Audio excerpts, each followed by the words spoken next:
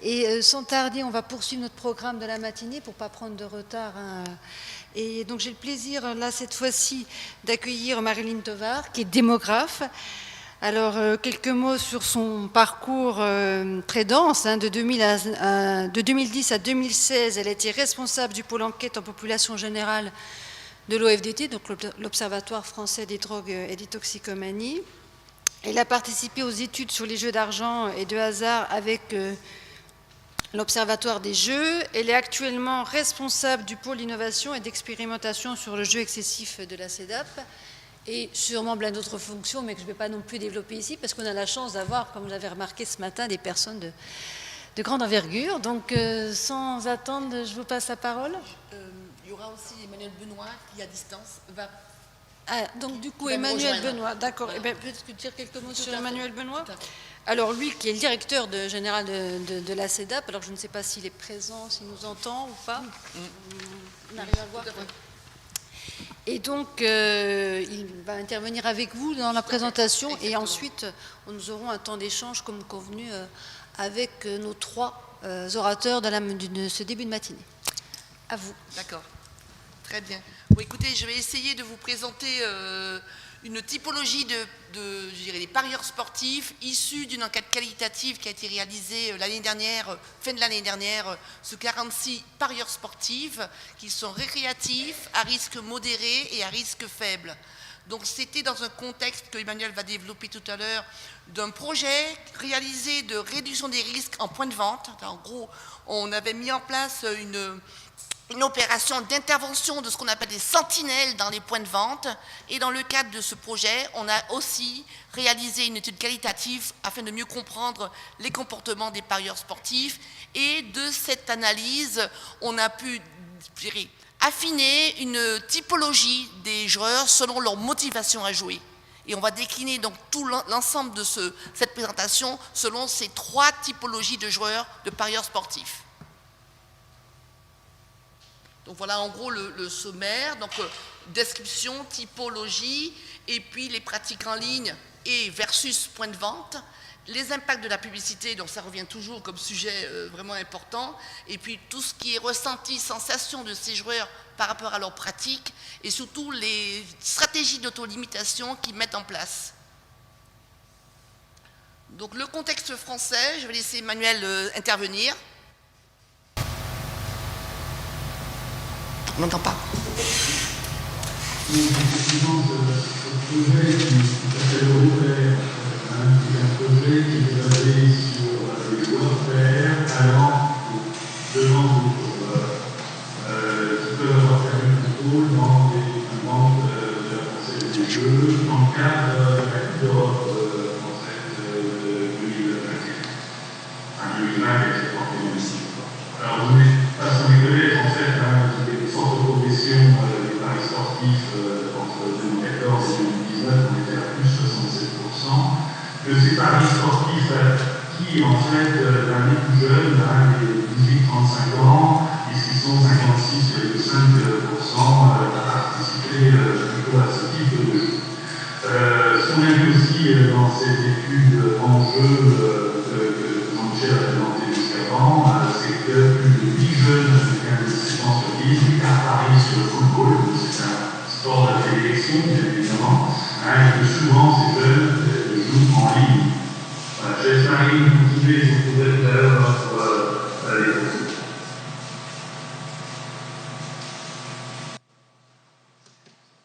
Donc en termes de profil des parieurs que l'on a interrogés, donc on a eu un échantillon qui est assez bien équilibré, c'est-à-dire qu'on avait autant de, un petit peu plus de femmes que d'hommes, donc ça c'était intéressant d'avoir aussi en lien avec ce qui avait été dit hier sur les pratiques de femmes en type de jeu.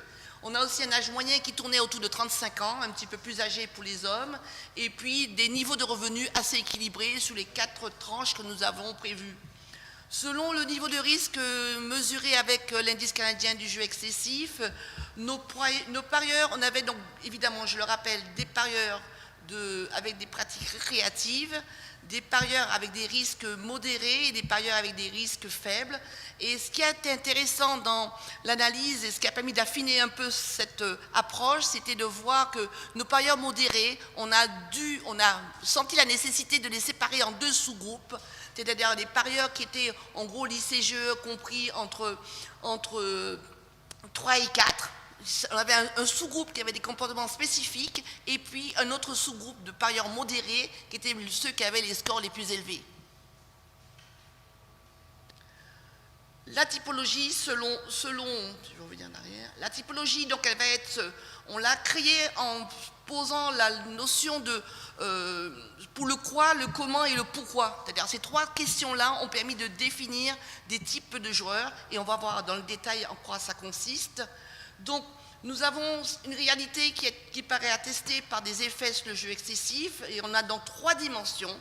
Donc, la dimension pour le quoi, c'est-à-dire cette dimension passionnelle du jeu que l'on a trouvée dans les pratiques de paris sportifs. Donc, cette dimension passionnelle du jeu, elle se décline sous la connaissance, l'analyse sportive de l'aspect du jeu, sur l'intérêt, voire la passion que le joueur a concernant le sport, et surtout sur l'impression qu'a le joueur de participer à la compétition. C'est comme s'il y était lui, sur les terrains de sportifs, et aussi cette impression qu'il a de la maîtrise du hasard justifiée par sa compétence. Donc là, on va appeler ces joueurs les parieurs de profil pour le jeu. Ensuite, on a une autre dimension qui a été déclinée dans l'analyse, c'est la dimension sociale du jeu. Donc on a cette motivation pour le comment, qui est le contexte, l'entourage des parieurs. Donc ces parieurs sportifs, ils jouent dans un effet de démocratisation de leur pratique. Ils sont aussi, je dirais, ils ont été mis, ou ils sont rentrés dans cette pratique de jeu par une observation de pratiques de proches. Ça signifie qu'ils sont entourés de proches qui, eux aussi, jouent. Alors les proches, aussi bien la famille que les amis, que les collègues. Donc c'est cet environnement-là qui les attire. Et puis surtout, on les appellera donc les parieurs de profil social. Ensuite, la 3e dimension ambivalente du jeu, c'était le pourquoi, motivation pour le pourquoi. Donc le but du jeu, c'est d'abord le gain, mais aussi les sensations fortes. Donc ces joueurs, ils vivent le gain des autres. Donc ça aussi, ça correspond à la démarche qu'on a eue avec les gains marquants. Ils ont envie de gagner de l'argent. Ils ont aussi une recherche importante de sensations fortes. Et l'illusion aussi qui est ressortie, qui est qu'on investit dans le jeu d'argent pour avoir un rendement financier. Donc il y a une notion d'investissement. Donc ces joueurs, on va les appeler les joueurs de profil appétant aux gains et aux sensations fortes. Donc pour un peu plus de détails, mes parieurs de profil pour le jeu, bien sûr, il y a le plaisir du jeu, il y a la passion sportive, il y a la compétition qui existe sur eux, mais aussi ce sont des joueurs, on a découvert que ce sont des joueurs qui ont eux-mêmes ont eu par le passé, je dirais, des pratiques de jeu, c'est-à-dire ils sont sportifs, soit actuels, soit passés, et c'est cette passion du sport qui est derrière ce profil, et souvent ce sont des joueurs qui parient sur plusieurs disciplines sportives. Ils connaissent aussi dans leur entourage, comme je disais tout à l'heure, un nombre important de parieurs, en particulier dans leur cercle amical, et donc évidemment c'est une pratique de groupe, ils ne jouent pas tout seuls, obligatoirement c'est un joueur avec, ce sont des jeux ou des paris avec un groupe. Et bien sûr, ils aiment beaucoup les paris combinés, voire diversifiés, mais je dirais, c'est un travail de groupe, c'est-à-dire ensemble on va parier, ensemble on va prévoir les cotes, ensemble on va miser, voilà, donc tout est fait en groupe. Donc ça c'est un peu de verbatim. Pour les parieurs de type social, on a donc cette relation aux autres joueurs, l'ambiance qui est aussi, je dirais, ambivalente autour du jeu, toute la dimension sociale, la participation de type, et ils sont aussi, comme ceux du profil précédent, entourés d'autres joueurs, mais pas que des parieurs, c'est d'autres joueurs qui jouent à d'autres types de jeux. Donc c'est une diversité plus large de types de jeux, et bien sûr une fréquence élevée, et surtout dans le cercle familial. Ils sont aussi une fréquence moyenne de paris qui est tributaire de leurs partenaires de jeu. Donc certains vont jouer très régulièrement, d'autres de façon plus ponctuelle, et ce ne sont pas des parieurs isolés. Et il y a une notion aussi affective qui est liée, ou parfois collective, qui est liée à leur pratique. Ensuite, c'est seulement privilégié, ce qui est privilégié, c'est le pari sur le résultat seul. Donc ils vont copier en général le pari de leur groupe et de leurs amis. Ensuite, pour les joueurs de profil appétant aux gains et aux sensations fortes, là on a une notion qui est sortie dans leur discours, qui est la question de sécurité. C'est-à-dire que ce gain, ces paris dont l'objectif est de gagner, derrière il y a une notion de se sécuriser ou de se risquer pour pouvoir être en sécurité. Donc ils sont motivés évidemment par le but du jeu, le gain en lui-même, les émotions liées à ce gain et à ces sensations, et bien sûr ce sont des multijoueurs à fréquence élevée. Donc la pratique est plus solitaire, évidemment, et on y trouve aussi bien des parieurs avec des faibles fréquences que des parieurs avec des fréquences élevées. Le score ICGE. Concernant ces joueurs, on a regardé un peu la répartition selon l'indice canadien et on a vu qu'en fin de compte, la fréquence et les paris sont privilégiés selon les différents scores. Donc les joueurs appétants aux gains et aux sensations fortes ont une préférence pour les paris simples sur une seule discipline. Donc ils sont vraiment très fidèles à la discipline choisie au départ. Mais ce qui est intéressant aussi, c'est de voir qu'en fonction de l'ICGE, si je suis très modéré ou moyennement modéré, je n'ai pas du tout les mêmes comportements. Et donc le joueur qui est, je dirais, moyennement modéré, c'est-à-dire ICGE 4 à 7, celui-là, il va plutôt chercher des cotes sécurisantes ou des cotes risquées en fonction des profils. Ensuite, les pratiques en ligne et en point de vente. Donc, qu'est-ce qui est intéressant dans cette analyse et cette comparaison, c'est qu'on se rend compte que les joueurs des parieurs sportifs ont de plus en plus recours à la pratique en ligne. Donc ça, c'est avéré dans la littérature. On a donc une augmentation des mises et des choix réalisés en ligne. Ensuite, souvent, pour pouvoir sélectionner ces sites sur lesquels ils vont parier, ils ont d'abord testé plusieurs sites et pour finir à la fin à choisir un ou deux sites qui va correspondre le mieux à leurs attentes et à leurs pratiques de jeu.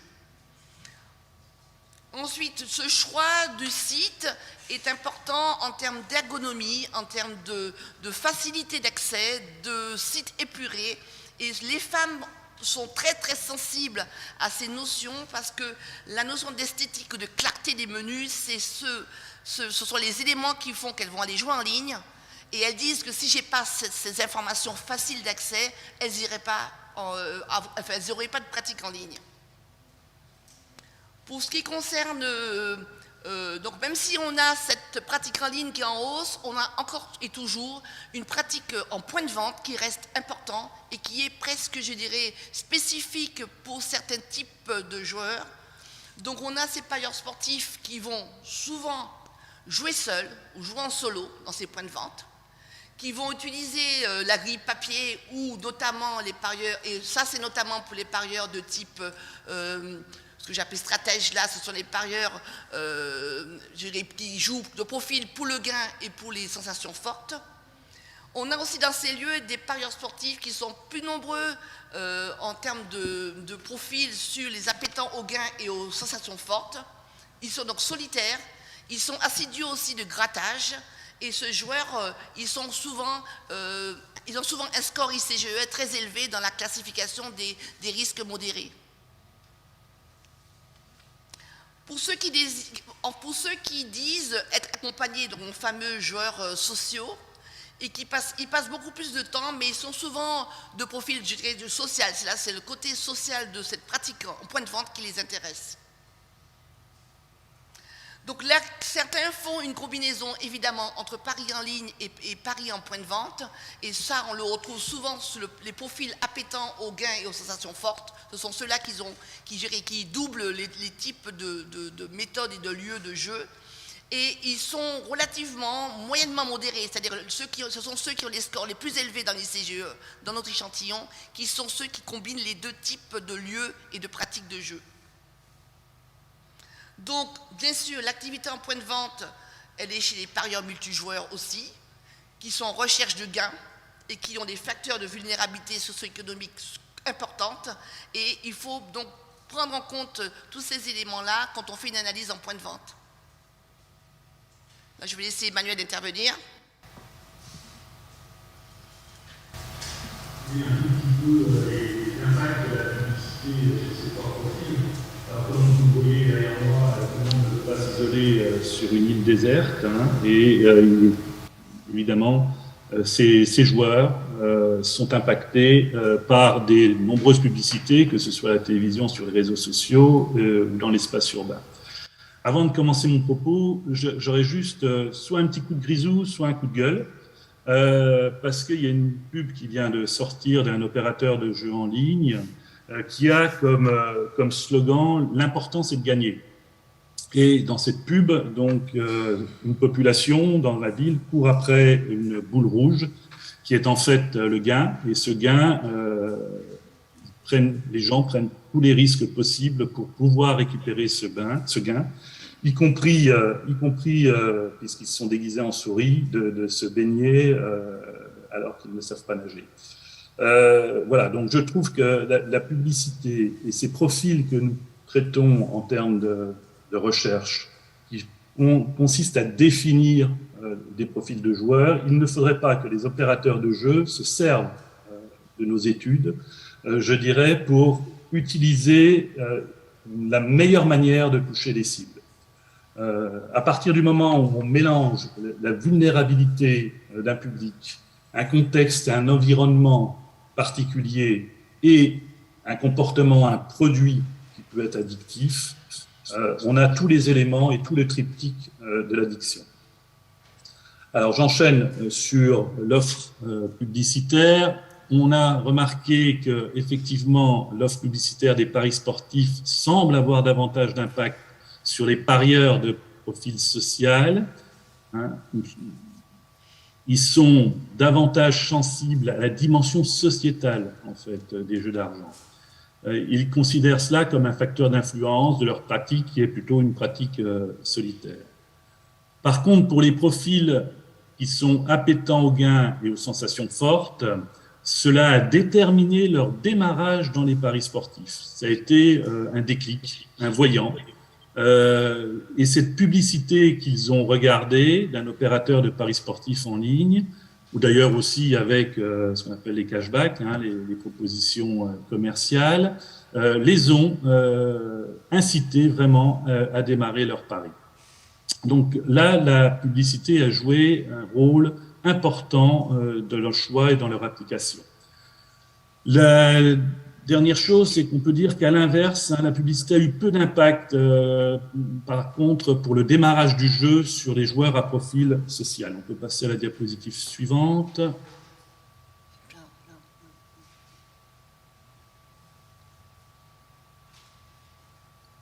Alors, attends, je suis revenu en arrière. J'ai pas entendu, mais une grande partie des parieurs sportifs retrouvent régulièrement de façon exclusive à Internet, notamment pour réaliser leurs paris sportifs. C'est tout ce que l'on voit, d'autant plus que ce sont souvent des jeunes de 24 à 35 ans. Et donc, dans le profil appétant aux gains et aux sensations fortes, ce sont eux qui vont déplorer le plus souvent ce qu'on appelle des impacts émotionnels négatifs. Ce groupe, en fait, de parieurs se met dans des situations à risque et donc se trouve dans des situations d'anxiété, quelquefois même de colère, qui peuvent être mêlées à de la tristesse, et un sentiment important de culpabilité, et notamment lorsqu'ils perdent. Ce sont, alors, des joueurs, s'ils sont en point de vente, ils vont s'exprimer assez fortement, et s'ils sont en milieu plutôt familial, c'est quelque chose soit qui va être caché, soit quelque chose qui va perturber l'ambiance familiale. Les parieurs de profil pour le jeu sont ceux qui ressentent davantage la frustration à l'issue du pari, alors parce qu'ils pensent qu'ils ont été mauvais, qu'ils n'ont pas trouvé le bon résultat malgré leurs compétences, etc., etc., et donc qui se sont mis peut-être dans une situation financière aussi difficile. Les parieurs de profil social sont les moins impactés par des émotions négatives, puisqu'ils jouent d'un point de vue social, souvent en groupe, qu'ils ont quelque chose qui va être plutôt retourné contre les joueurs de l'équipe ou contre l'arbitre, hein, mais pas forcément contre l'opérateur ou contre leur incompétence. On peut passer à la diapositive suivante. Alors, quelques préconisations par rapport à la stratégie de limitation. Pour les profils appétants aux gains et aux sensations fortes, ils vont utiliser un budget global qui va être dédié à leur pari. Ça, c'est la première chose. Ils ont quand même un contrôle, en fait, sur leur budget, hein, puisqu'on est quand même sur des joueurs qui sont entre 1 et 7 hein, au niveau des profils, voire ceux-là un peu plus haut, hein, comme on l'a vu tout à l'heure. Ils sont entre 4 et 7. Mais en tous les cas, ils ont quand même un contrôle par rapport à un ICGE qui serait au-dessus de 14, par exemple, hein, où la perte de contrôle serait beaucoup plus importante.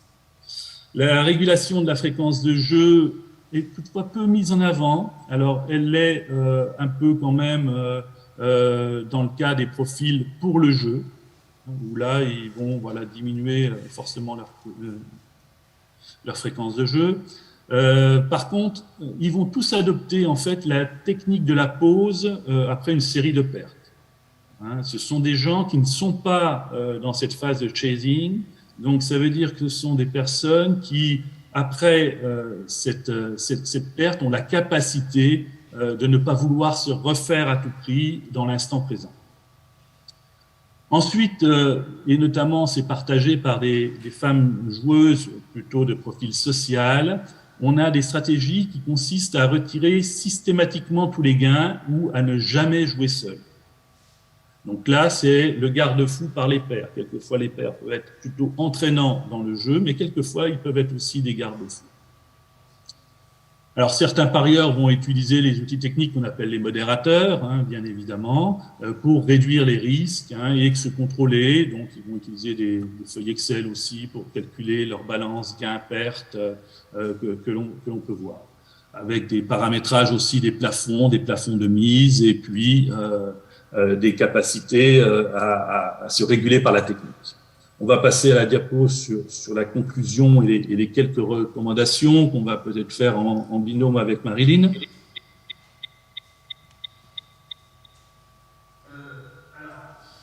Ce qu'on peut dire en conclusion, hein, c'est que, je vous rappelle, c'est une étude donc, qui est limitée. On a une quarantaine d'interviews qui ont été réalisées. Cette étude avait comme objectif, en fait, de déterminer pour nous le meilleur profil du joueur pair, du joueur préventeur, du joueur capable d'aller faire de la dissonance dans des points de vente, de la réduction des risques dans des points de vente auprès d'autres joueurs qui ont perdu le contrôle. Elle n'avait pas une vocation scientifique majeure par rapport à notre travail qu'on allait mener sur Europair. Chose intéressante aussi, c'est que l'on va prolonger Europair par Mondiopair, qui va arriver prochainement. Et donc, cette étude nous amène à mieux choisir le profil, en fait, des joueurs que nous allons recruter pour faire ce travail. Une fois qu'ils auront été formés, parce que bien sûr, on forme ces joueurs. Hein, on les forme sur les premiers secours en santé mentale et on les forme sur les problématiques de jeu d'argent, bien évidemment. Et ce que je peux vous dire, c'est que cette formation et cette expérimentation est extrêmement protecteur pour eux. Marilyn, je te laisse conclure et puis je ferai les recommandations. Donc, si tu veux, ceci, donc, bon, pour synthétiser, donc, on a donc affaire à des joueurs qui jouent majoritairement en ligne. Ils sont aussi multijoueurs pour la plupart et beaucoup de joueurs réguliers. On a aussi cette notion de motivation principale qui va déterminer et découper en 3 sous-groupes.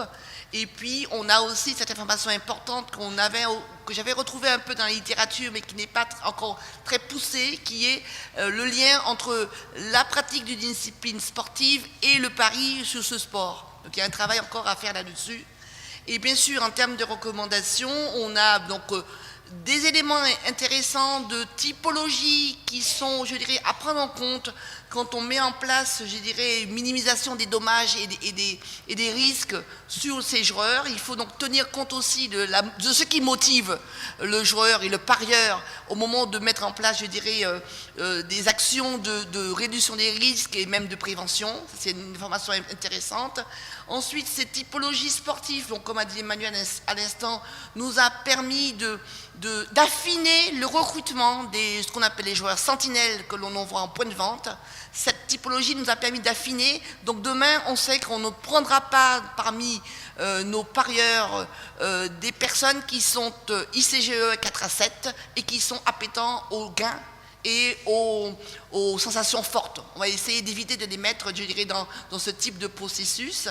Et bien sûr, ce qui est important aussi, c'est comment faire demain avec les joueurs qui ne jouent qu'en ligne. Comment intervenir en termes de réduction des risques sur la partie pratique en ligne.